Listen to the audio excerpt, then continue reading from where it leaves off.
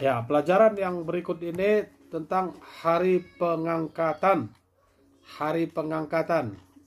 Oh, ada pengangkatan? Ya, ada dalam Alkitab ya.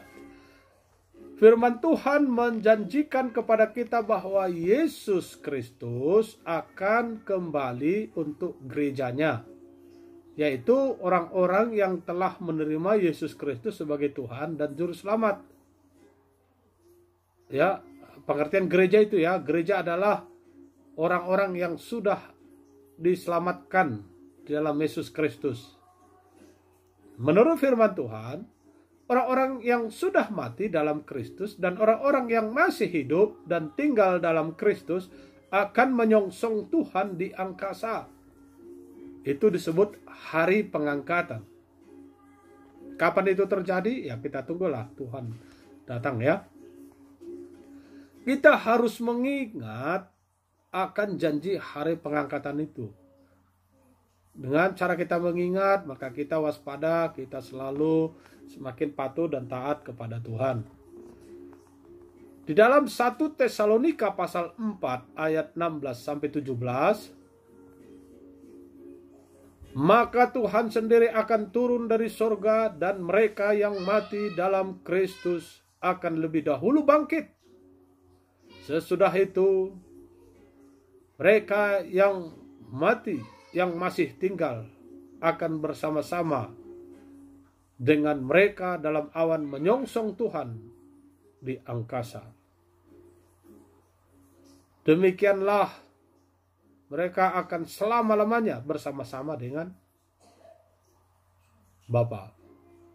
Ya, jadi artinya bagaimana orang-orang percaya dalam Yesus Kristus itu memang benar akan diangkat. Pertama-tama mereka yang mati dalam Kristus yang sudah dalam kuburan, kemudian mereka yang masih hidup di dalam Kristus yang akan terangkat dengan sekejap mata ke surga, ke atas. Kisah Para Rasul pasal 1 ayat 11 mengatakan, Yesus ini yang terangkat ke surga meninggalkan kamu akan datang kembali dengan cara yang sama seperti kamu melihat dia naik ke surga. Jadi ketika para murid-murid melihat naik, ya demikianlah dia turun juga. Berarti bisa dilihat naik ke surga, maka turun ke bawah pun bisa dilihat orang-orang percaya untuk mengangkat orang-orang percaya. Nah, itu yang harus kita ingat janji Allah ini. Hari pengangkatan itu. Yang kedua, kita harus ingat bahwa kita harus siap untuk hari pengangkatan itu. Harus siap untuk hari pengangkatan itu. 1 Tesalonika pasal 5 ayat 2, kamu sendiri tahu benar-benar bahwa hari Tuhan datang seperti pencuri pada malam. Jadi nggak tahu kapan datangnya. Jadi tidak bisa kita prediksi, oh nanti datang tahun depan, kemudian kita baik-baik sekarang. Tidak. Tuntutan ini membuat kita untuk siap-siap selalu berkenan di hadapan Tuhan. Sehingga hari pengangkatannya kita sudah siap. 1 Tesalonika pasal 5 ayat 6, jangan kita tidur seperti orang-orang lain, tetapi berjaga-jaga dan sadar. Berjaga-jaga dan sadar. Jadi tidak membuat kita itu seolah-olah mengukur, wah saya masih bisa bermain dosa karena masih lama Tuhan Yesus datang. Tidak bisa begitu, karena bisa saja menit berikutnya akan datang Tuhan, kita siapkah? Kemudian Yakobus pasal 5 ayat 8, kamu juga harus bersabar dan harus meneguhkan hatimu karena kedatangan Tuhan sudah dekat. Ya, jadi keteguhan hati dan kesabaran itu membuat kita lebih berkenan kepada Tuhan. Jadi tidak bermain-main dalam kehidupan sehari kita di hadapan Tuhan selama masih di dunia. Karena tiba-tiba Tuhan datang, maka tidak didapatinya kita itu mengecewakan Tuhan. Yang ketiga adalah kita harus ingat untuk menantikan hari pengangkatan itu. Untuk menantikan hari pengangkatan. Di Filipi pasal 3 ayat 20 mengatakan, karena kewarganegaraan kita adalah di dalam surga, dan dari situ juga kita menantikan Tuhan Yesus Kristus sebagai juru selamat. Kita bukan warga negara dunia ini secara selama-lamanya, tetapi kewargaan kita adalah surga. Jadi surga menanti kita untuk menjadi pengisi kehidupan yang kekal di surga. Karena di dunia hanya berapa lama kita hidup. 2 Timotius pasal 4:8, tetapi bukan hanya kepadaku, melainkan juga kepada semua orang yang merindukan kedatangannya.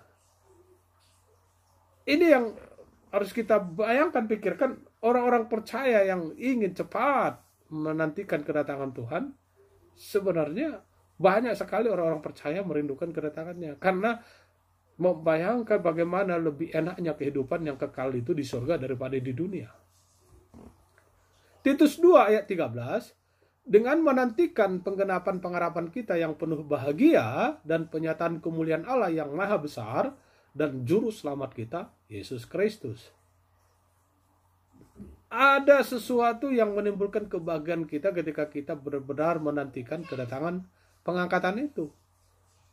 Ya, akan meninggalkan kesusahan di dunia ini. Dan yang keempat adalah kita harus ingat akan kenyamanan hari pengangkatan itu. Jadi tadi untuk menantikan hari pengangkatan, sekarang kenyamanan hari pengangkatan itu. Filipi pasal 3:21 mengatakan yang akan mengubah tubuh kita yang hina ini sehingga serupa dengan tubuhnya yang mulia menurut kuasanya yang dapat menaklukkan segala sesuatu kepada dirinya. Ya, nanti kita bayangkan semakin nambah usia kita, tubuh ini semakin sakit, semakin lemah.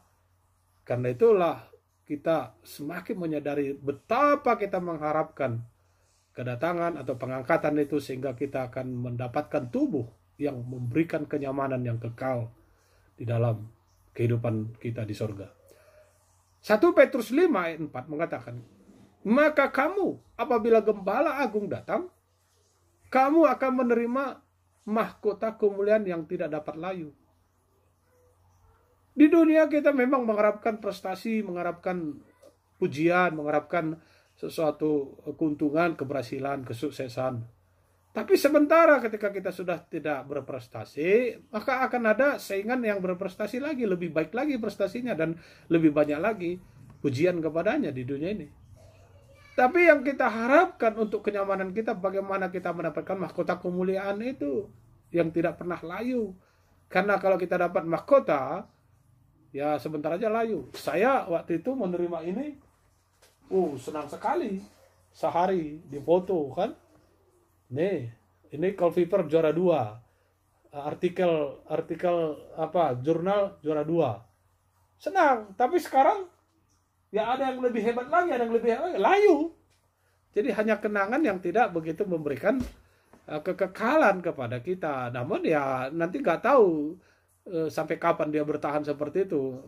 Ya mungkin karena benda mati bisa lama bertahan, tapi orang nanti pikir, wah saya juara 1. Jadi kita tidak bisa mempertahankan prestasi itu karena ada saingan yang akan datang. Tapi mahkota kemuliaan yang tidak pernah layu yang kita harapkan pada masa pengangkatan itu.